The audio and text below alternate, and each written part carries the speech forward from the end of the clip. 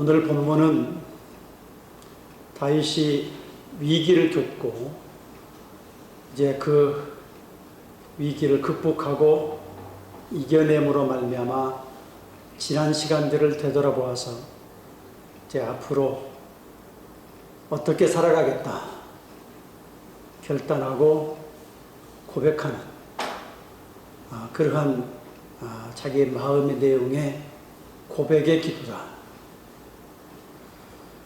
사실 힘들고 어려운 그러한 삶의 여정, 그리고 수많은 대적들, 만만치 않는 환경들, 이 모든 것들이 사실 하나님을 의지하고 기도하는 가운데서 자기가 이겨내고 극복해냈어요. 그런데 또 생각보다 또 만만치 않는 상황들이 또 다가오죠. 그때마다 하나님을 의지하고 이겨냈던 이 모습을 다시 한번 자기 스스로 고백하며 결단하는 온전히 자기 자신을 하나님 앞에 내어드리는 기도, 그리고 자기의 그 입술의 문을 지켜주셔서 내가 말할 때 믿음의 언어를 고백할 수 있는 그러한 모습이 되기를 원하는, 그리고 믿음의 사람들을 가까이 하는, 이것이 자기에게 복이 되고 또 그들이 자기를 책망하고 믿음의 사람들이 책망을 해줘서 그걸 달게 받을 수 있도록, 그것이 오히려 쓴 약이 되어서 자기 삶에 있어서의 큰 힘이 되고 도움이 되더라, 또는 될 것이다. 이 결단이에요, 결단. 그리고 그 마음의 소원을 아뢰는 기도예요. 삶의 방향이 바뀌는 거예요. 그래서 다시 한번 우리는 이 다윗이 극복하고 이겨냈던 그의 삶의 여정, 기도에 있는 고백, 이런 고백이 우리의 고백이 되어야 됩니다. 우리의 고백이 되어서 다윗처럼 승리하고 하나님께서 기뻐하시는 그런 신앙과 삶을 통해 영광 돌리고 복을 받아 누리는 저와 여러분이 될 수 있기를 주의 이름으로 축원합니다. 오늘 다윗의 기도하는 그 내용이 우리의 기도가 되고 고백이 되고 결단이 되기를, 그 첫째로 자기 자신을 드리는 기도가 되어야 한다. 나를 드리는 기도, 자기 자신을 드리는 기도가 되어야 한다. 자, 1절 2절 보면 여호와여 내가 주를 불러싸우니 속히 내게 오시옵소서. 내가 주께 부르짖을 때 내 음성에 귀를 기울이소서. 나의 기도가 주의 앞에 분향함같이 되며 나의 손드는 것이 저녁 제사같이 되게 하소서. 사실은 기도는요, 나를 드리는 기도, 나를, 내 자신. 오늘 본문에 이야기를 하잖아요. 분향함같이 성소에서 금향단에서 올려드리는 그 향, 이게 분향함처럼, 그리고 그 제단에, 성소의 제단에 아침과 저녁에 드리는 상번제, 저녁 제사같이 하나님 앞에 제사를 드리는 것처럼 그 제사를 드리는 기도. 여기는 사실은 하나님께서 자기의 기도를 들어주시기를 원하는 간절한 마음, 또는 끈질긴 기도의 내용, 그런 내용들이 소원이 들어있지만 그 속에 어떤 의미가 포함이 되어 있느냐면 나를 드리는 기도. 왜? 제사의 제물은 다 나예요, 나. 제물이 사실은 나라고 한다. 그러니까 성전에서 드리는 그 제사의 제물은 소든 양이든 어떤 제물의 형태든 그건 다 나를 상징하는 거예요. 나를 대신해서 그 제사의 제물이 드려지는 거예요. 그래서 그 제사의 제물을 뭘로 표현하냐면 히브리어는 고르반이라고 해요. 고르반. 제물 또는 예물. 제물이. 제물을 드릴 때 그걸 고르반이라고 그러는데, 고르반이는 카라보에서 온 단어고 가까이 가다는, 하나님 앞에 가까이 가는 방법이 나를 드리는. 근데 그 나를 드리는 그 죄를 내가 없앨 수 없기 때문에, 또 하나님 앞에 내가 스스로 하나님 앞에 가까이 나갈 수 없기 때문에 누가 대신해서 가까이 나가게 해주셨느냐? 예수님이 제물이 되셔서, 그 제물은 난데 그 제물을 나를 대신해서 예수님이 제물이 되셔서 길을 열어 하나님 앞에 가까이 나가요. 그러므로 우리는 예수님을 의지해서 나를 드리는 신앙과 삶과 기도가 되어야 돼요. 누구를 의지해서? 예수님을 의지해서 나를 드려야 되는 거예요. 나를 드리기는 드리는데 내가 드릴 수 없으니까 나를 대신해서 드려준 그분 예수님을 의지해서 나를 드리는 거예요. 나의 모든 삶은 주님이 빠지면 안 되는 거예요. 그래서 사실은 그 주님을 의지해서 나를 드리는 거지 예수님을 드리는 게 아니에요. 나를 드리는 거예요. 나를. 누구를 의지해서? 예수님을 의지해서. 예수님을 위해서 나를 드리는 거라 이 말이에요. 그래서 사실은요, 이 분향의 단이라고 하는 그 성소 안에 분향단이 있어서 그 향기가 바깥에서 나오는 그 불을 가지고 안으로 들어가서 그 향을 태워요. 그러면 향이 이렇게 모락모락 올라가는 그 향에 그를 사실은 그냥 향기로 끝나는 향기가 아니라 냄새가 아니라 그걸 계시록 5장 8절에 뒤에 표현하지만 성도들의 기도라. 근데 그 담겨져 있는 그 안의 향은 예수님이라고 하는 희생제사가 포함이 돼요. 나의 나를 예수님께서 희생. 그게 케토레트라고.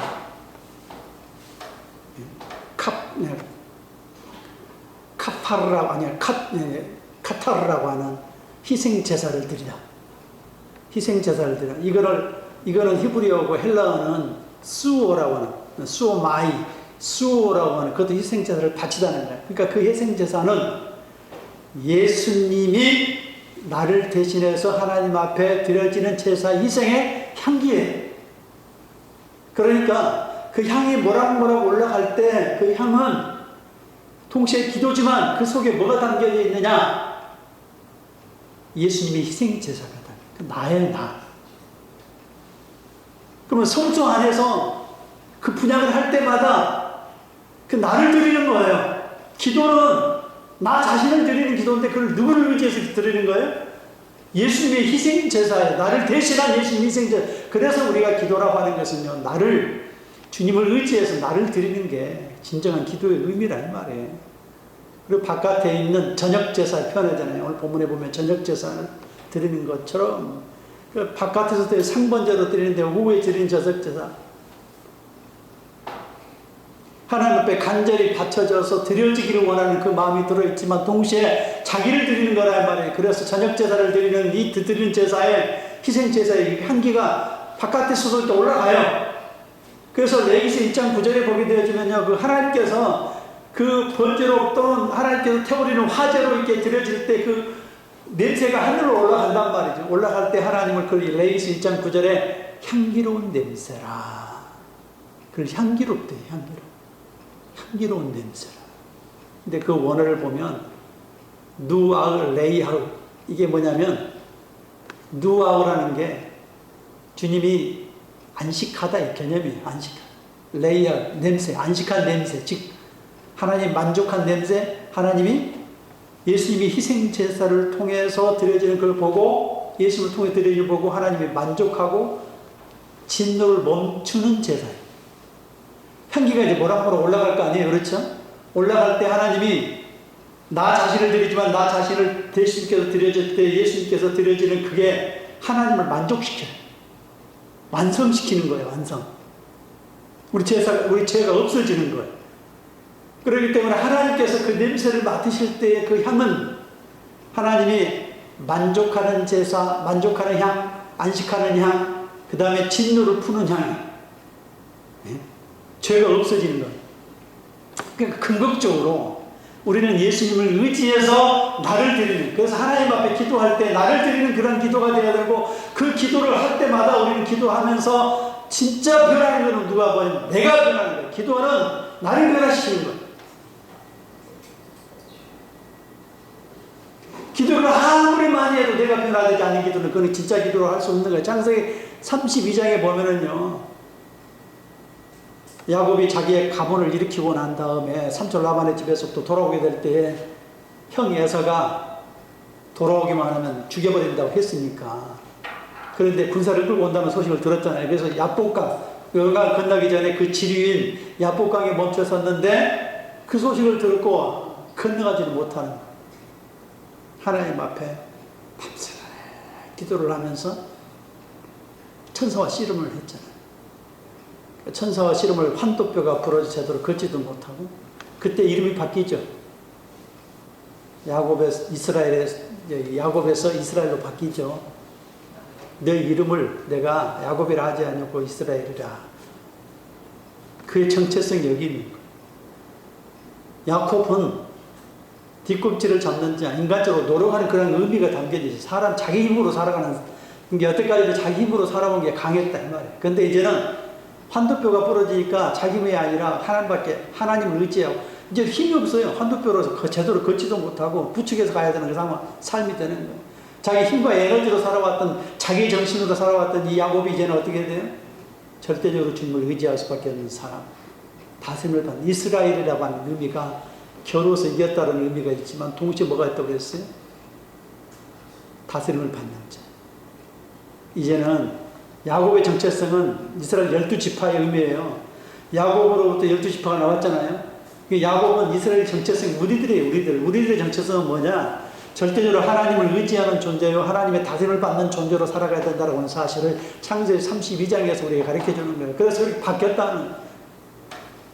자, 기도를 하면 할수록 우리는 자기가 하나님을 의지하는 존재, 그 다음에 다스림을 받는 존재로 바뀌어가는 거예요. 내가 나를 드리는 기도예요. 진짜 기도는 내가 변하는 기도예요. 우리가 신앙생활을 수십 년 해왔어도 아무리 기도를 많이 했어도 내가 변하지 않는 기도란, 내가 변하지 않는 삶이란 그냥 참 기도가 아니라는 것을 우리에게 가르쳐 주는 거예요. 우리가 기도를 많이 했다라고 그러면요, 내가 바뀌어야 돼요. 바뀌는 거 바뀌어요. 주의 다스림을 받는 자, 주님을 철저히 의지하는 자로 바뀌는 거예요. 그래서 기도는요, 나를 변화시키는 거예요. 그래서 자크엘이라는 사회학자가, 프랑스 사회학자가 정확하게 집어냈어요. 주의 음성을 듣는 사람은 바뀌는 거예요. 신앙이 바뀌니까 초점이 이제는 나가 아니라 주님에게 모든 게 맞춰져요. 그래서 주님의 나를 통해서 뭘 하시기를 원하실까? 그래서 차원이 달라지는 거예요. 기도란 주의 음성을 듣는 거예요. 그게 요한일서 2장에 표현된 것처럼요, 어린아이 신앙, 청년의 신앙, 어른의 신앙인데 하나님 마음을 읽어내는 신앙. 그래서 그 어른의 신앙으로 올라가 신앙이 자라게 되어지면 하나님 음성과 마음을 읽어내고 주께서 원하시는 뜻을 행하는 모습으로 하나님 음성에 늘 귀를 기울여요. 신앙이 자랍니다.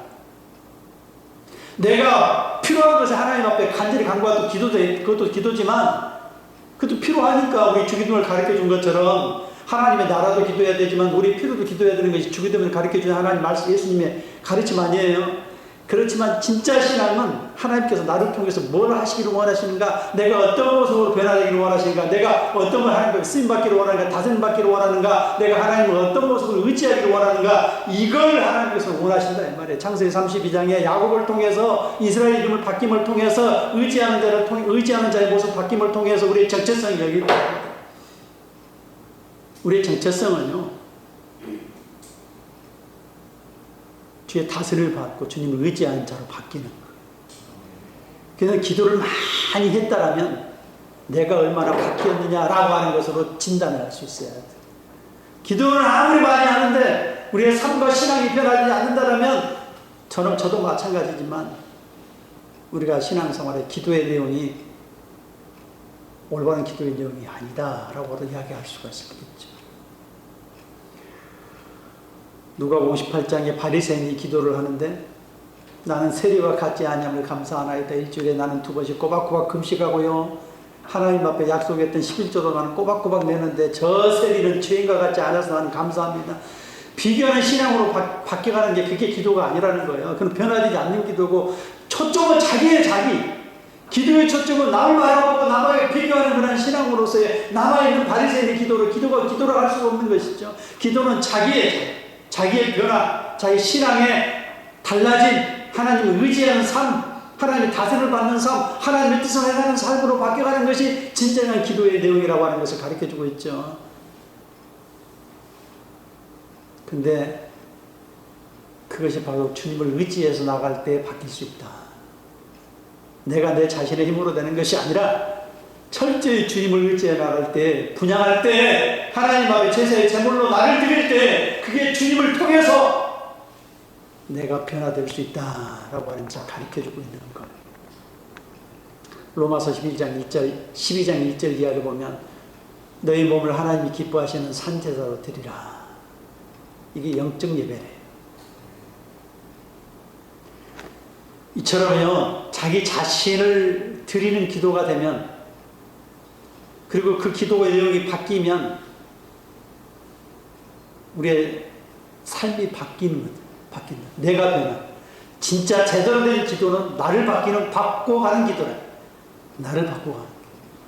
내가 하나님 앞에 수십 년을 기도해서 내가 바뀌지 않는다면 그는 기도를 제대로 하지 않았다. 올바른 기도의 내용이 아니다. 그 제사의 제물은 나고 그 제사의 제물을 예수를 의지해서 나갈 때 나를 드리는 그런 기도를 통해서 내가 바뀌는 거예요. 창세기 32장에 야곱이 그렇게 바뀌는 것처럼 하나님 앞에 씨름을 하고 나서 그래 호세아 12장에 그렇게 이야기를 하잖아요. 울며 간구하며 기도할 때 말이에요. 그게 야곱의 기도의 내용을 울며 기도하는 내용으로 표현을 해요. 그 씨름하는 내용이 기도라는 게 기도. 먼지를 펄펄 흘리면서 레슬링 하는 것. 철저히 자아가 무너지는 기도. 이제는 내 뜻과 내 힘으로 사는 것이 아니라 주님을 다스림받고 주의 뜻과 주의 의지로 주님을 의지하며 주의 음성을 듣고 살아가는 그런 삶으로 바뀌어가는 것. 그래서 기도는요, 나를 드리는 기도고 나를 드리는 그 기도를 통해서 내가 변화되는 삶이. 그래서 다시 고백하는 거예요. 주여, 내가 변화되겠다라고 하는 거고, 주의 다스림과 통치 속에 주를 의지하겠다라는 것이고, 더 의지하겠다는 것이고, 주의 더 다스림을 받겠다라고 하는 것을 이야기하는 거예요. 예수님을 의지하는 삶을 통해 나 자신을 드리는 삶이 될 수 있기를 주의 이름으로 축원합니다. 두 번째로 다윗의 기도는요, 입술의 문을 지켜달라는 거예요. 그게 결단 고백이죠. 기도예요. 3절 보면 여호와여 내 입에 파수꾼을 세우시고 내 입술의 문을 지키소서. 입에 파수꾼을 세워서 입술의 문을 지켜달래요. 여기다가 파수꾼을 세워달래요. 입술 앞에다가. 그래서 이 속에서 나오는 그 입에 말이 불평이 아닌 믿음의 언어, 긍정의 언어, 고백의 언어가 되기를 원하는데, 이게 주님께서 내 생각을 지켜주시지 않으면 안 되고 믿음으로 들어가지 않으면 안 되는 거예요. 그래서 지금 다윗이 결단을 고백하는 거예요. 여러분, 우리가 잘 아는 것처럼 말에는 능력이 있다고 그랬잖아요. 창세기에 이 6일간의 창조를 통해 전부 다 말씀으로 창조하셨던 그 말씀의 말의 능력이 우리에게도 있어요. 그래서 히브리서 1장에 보면은요, 우리가 하나님의 말씀으로 세상을 창조하고 다스린다라고 하는 것을 통해서 우리에게 위임을 해줬어요. 하나님은 지금 이 세상을 말씀으로 붙잡고 계셔요. 운행하고 계세요. 섭리하고 계셔요. 근데 그걸 우리에게 위임을 해주셔서 우리가 말하는 그 말을 통해서 통치와 다스림이 일어나도록 만들고 역사가 새로 생성되도록 만들어놔요. 말의 언어를 통해서. 언어는 말은 그래서 능력이 있어요. 능력. 하나님의 말씀의 능력 자체. 왜 예수님께서 하나님께서 그렇게 말씀을 통해서 창조하셨잖아요. 있으라 전부 다 말한 대로 되었더라.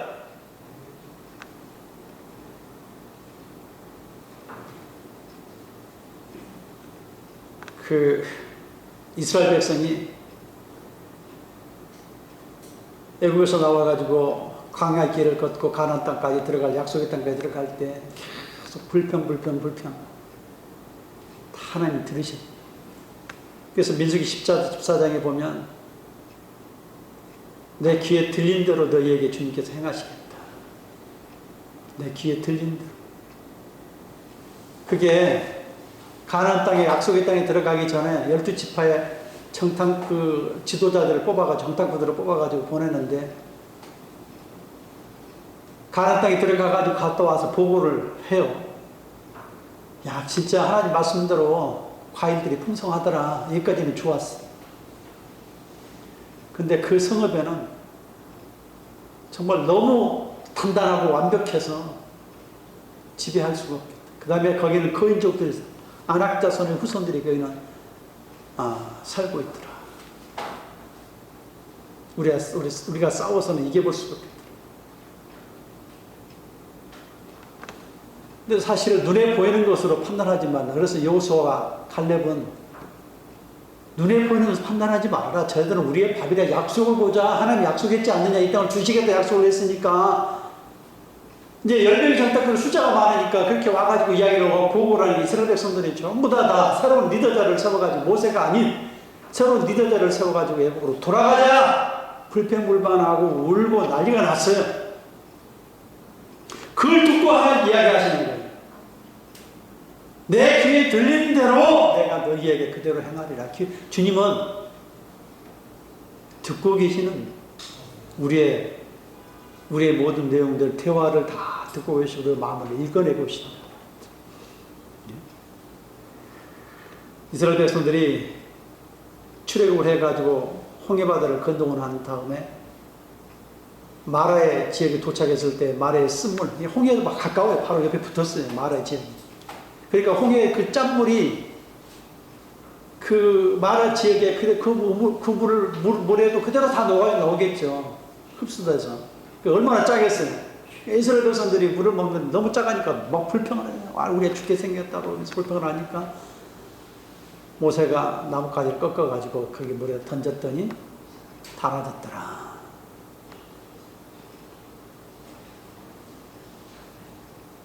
사실은 그것도 영적인 의미가 있죠.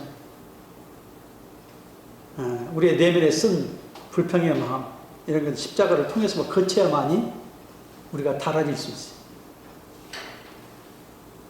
주님이 없이는 절대 바뀔 수가 없고 체인지가 안 돼요. 절대 안 되지 않아요. 자, 불평을. 그리고 또 출애굽기 그 15장이 그리고 16장에 보게 넘어가면은 또 이제 애굽에서 먹었던 음식들이 생각이 나는데 하면서 이제 만나가지고 만족하지 못하는 거예요. 그 하나님께서 그게 불평을 했지만 그럼에도 불구하고 주님께서 은혜를 베풀으시고 약속하셔서 주셨는데 메추라기 고기를 날라다니는 그 메추라기 고기를 주님께서 바람을 불게 하셔서 그냥 지면에 하루길 되는 하루에 평균 8시간을 걷는다고 생각하면 4, 8에 30이 이렇게 평균 1시간에 한 4km 걸어요. 그러면 30km. 직경 30km. 하루길 되는 거리는 직경 30km. 거기에 두 규빗, 한 규빗이 45, 조금 넘어 45cm 평균 잡으면 90cm, 1m 가까워. 자, 1m가 되는 그 높이로 메추라기를 30km가 넘는 이 직경의 30%가 넘는 30km가 넘는 이 지역에다 쏟아부어. 예? 메추라기 모든 고기를 거기다 다 부어놓은 거예요. 그들을 메추라기를 먹을 수 있도록 하나님께서 만드시.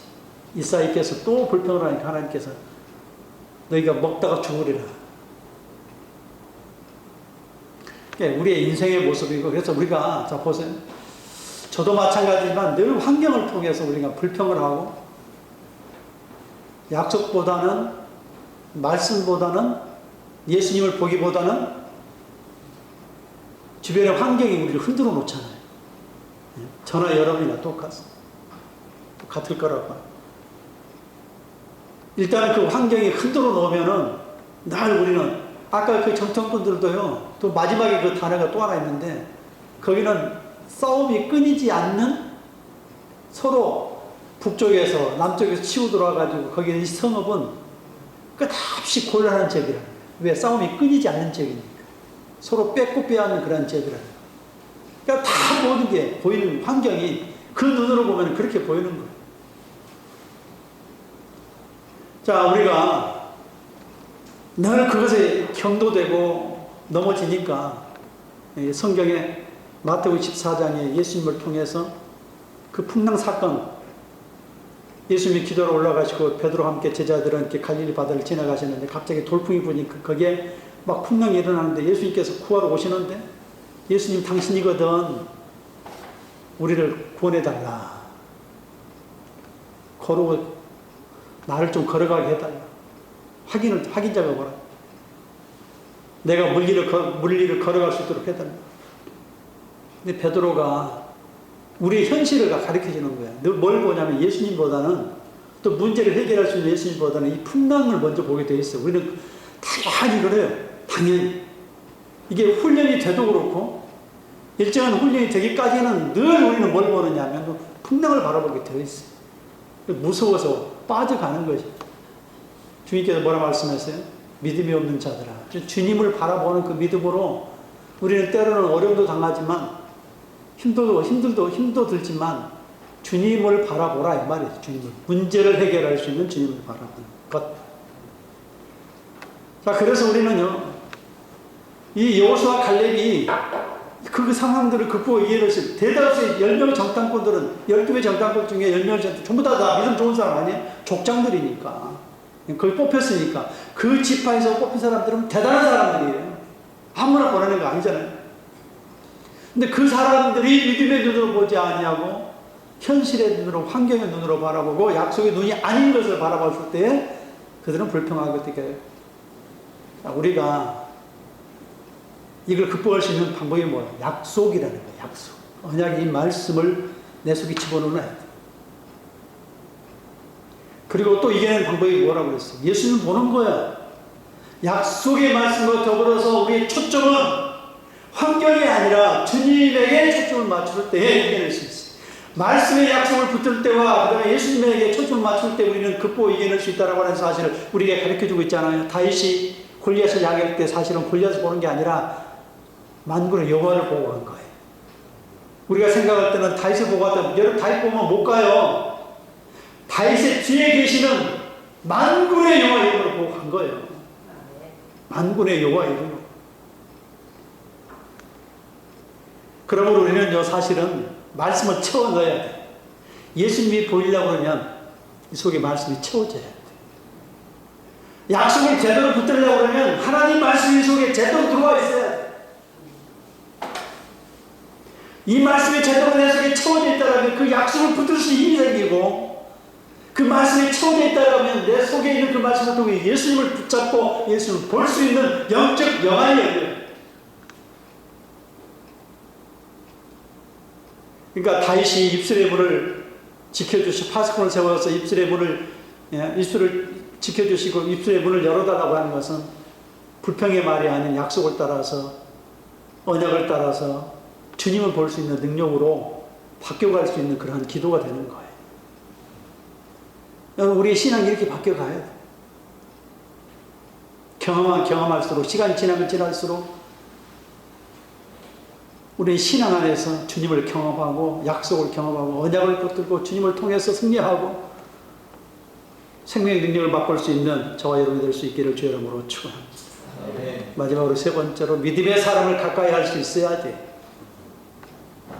4절 5절 보면 내 마음에 악한 일에 기울어 죄악을 행하는 자들과 함께 악을 행하지 말게 하시며 그들의 진수정체를 먹지 말게 하소서. 의인이 나를 칠지라도 은혜로 여기며 책망할지라도 머리에 기름같이 여겨서 내가 머리가 이를 거절하지 아니할지라. 그들의 재난 중에서 내가 항상 기도하리로다. 함께하는 또는 어울리는 사람이 중요하잖아요. 위상종이라고 그래요. 영향을 주고받아요. 우리는 어떤 사람을 가까이에 따라서 영향을 주고받게 되죠. 악당들을 또는 악인들을 같이 믿음이 없는 사람, 세상 중에 사는 사람들을 가까이 하면 당연히 그것에 영향을 받죠. 하와가 뱀에 의해서 휘둘릴 때 성경의 창세기 3장 1절 이하를 보면 뱀이 간교하더라. 간교한.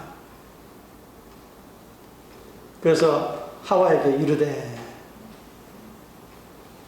하나님이 정말 이걸 먹지 말라고 하더냐. 근데 그 이르되 말하되라는 아마르라는 단어가 와우 형태 미완료형이, 이게 무슨 말이냐면 이거는 완료형으로 바뀌었다는 거고, 미완료형이라고 하는 것은 그동안 계속 관계를 가져왔다. 대화하고 접촉하고 말씀을 듣고 말을 듣고 했다 이 말이에요.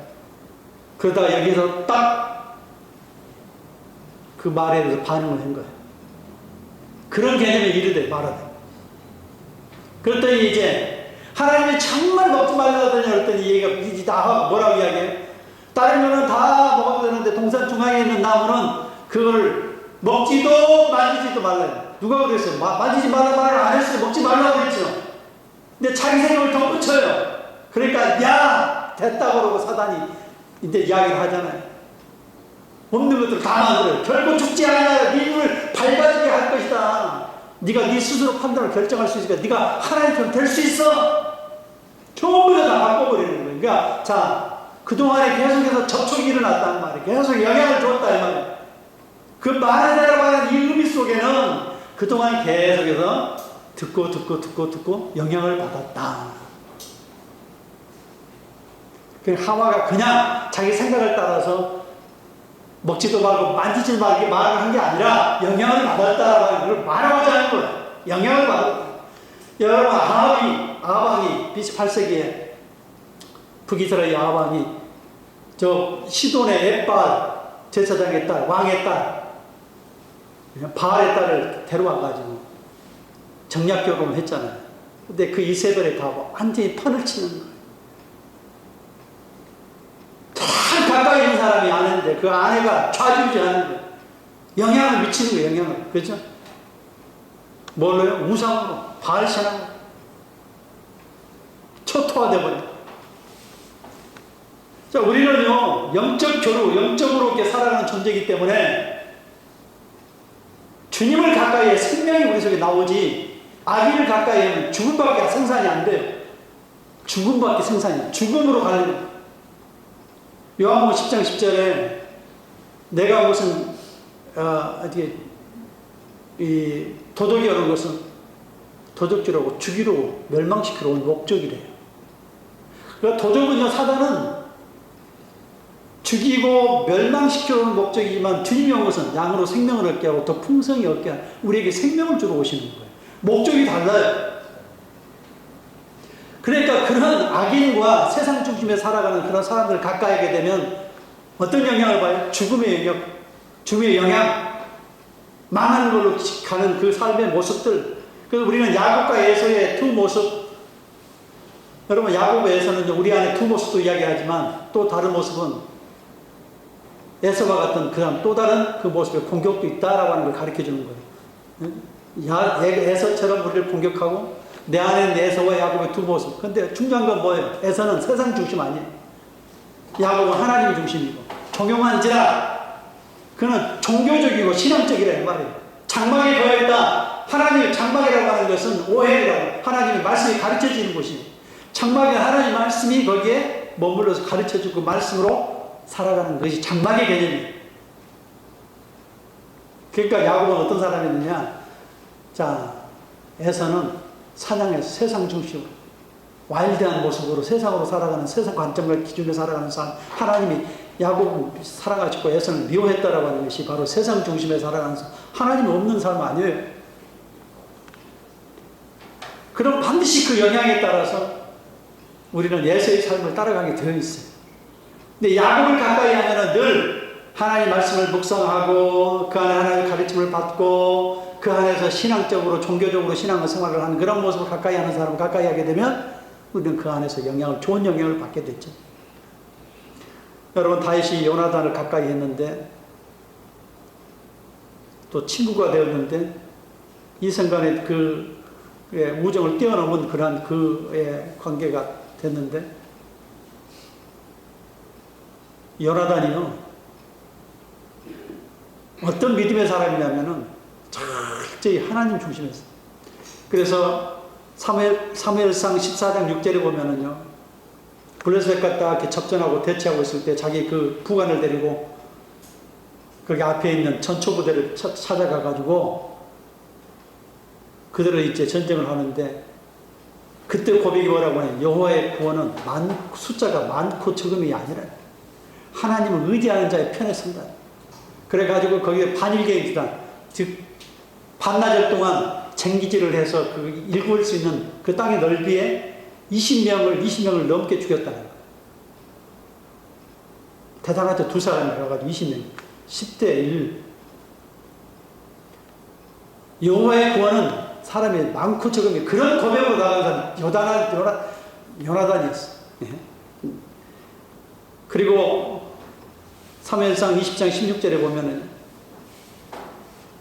아버지 사울왕에 대한 다윗의 대적을 치실지어다. 저게 아버지거든요. 지금 다윗의 대적이 누구냐면 아버지가 다윗을 계속해서 괴롭히고 죽이려고 하는 거 알아요. 근데 그 상황 속에서 환경 속에서 이야기하는 거예요. 다윗의 대적, 단지 아버지를 보는 것이 아니라 대적자로 보는 거예요. 그 믿음의 고백이 아니면 절대 자기가 후계자잖아요 이제. 그러면 자기가 아버지 편을 들어서 그 나쁜 마음을 가지게 되면 다윗을 죽이고 왕이 될 수 있을 거 아니에요. 그런데 그는 믿음의 고백을 이야기하잖아요. 다윗의 대적을 치실지어다. 아버지에 대한 이 부분이면서 동시에 대적자잖아요. 이건 보통 믿음의 고백의 사람이 아니에요. 보통 믿음의 사람. 이런 사람을 가까이 할 때요. 그러니까 두 사람이 가까워지는 거예요. 그 우정은 끼리끼리 만나는 거예요. 이 사람도 탑에 올라가는 그런 믿음이라면, 다윗도 믿음이라면, 요나단도 그 믿음의 그 탑 꼭대기에 있는 믿음의 사람끼리 연결되어 있어요. 그게 믿음의 사람은 믿음의 사람을 알아봐요. 영적으로 통하는다 이 말이에요. 우리가 믿음이 없고 불편하게 늘 이렇게 힘들게 하는 사람 만나면 피곤하잖아요. 영적으로 안 맞는 거예요. 근데 믿음으로 이렇게 연결되는 사람 만나면 즐거워요. 서로 도움을 줄 수 있어요. 영적으로 생명을 줘요. 그러니까 믿음의 사람을 가까이 해요. 믿음의 사람. 그럼 영향을 받아요. 베드로가 바울을 책망할 때, 아니 바울이 베드로를 책망할 때 바울이 사실 늦게 된 사람 아니에요. 늦게 불렀으니까. 후배 아니에요, 후배. 그런데 갈라디 2장 12절에 보면은요, 그 율법에, 그러니까 이방인과 음식을 먹었다고 그래가지고 유대에서 그 사람들이 왔다고 그래. 그걸 알고 이방인도 먹는 음식에 그 자리를 떠나가지고 외식했다. 책망했잖아요. 그게 자기에게는 쓴소리고 힘든 그러한 상황이지만 그걸 받아들이는 베드로. 그러니까 믿음의 사람은요, 자기에게 결국은 다 생명으로 돌아오게 돼요. 쓴소리도 돌아오게 돼서 오늘 본문에 이야기하는 5절에 의인이 나를 칠지라도 은혜를 여기며 책망할지라도 머리에 기름같이 여겨서 내 머리에 이를 거절하지 아니할지라. 그들의 재난 중에서 내가 항상 기도하리로다. 오히려 그게 자기에게 생명이 된다 이 말이에요. 그 책망도 내가 받아들이겠다는. 그러니까 쉽게 말하면 결론적으로는 믿음의 사람은 자기에게 생명이 된다. 유익이 된다. 도움이 된다. 그러니까 우리가 가까이 될 사람은 누구냐? 악인이 아니라 믿음의 사람.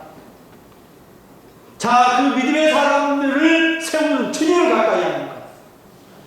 주님을 가까이 하는 사람이 믿음의 사람도 가까이 해야 되고 주님을 가까이 하는 사람이 될 때에 우리는 근본적으로 승리할 수 있다.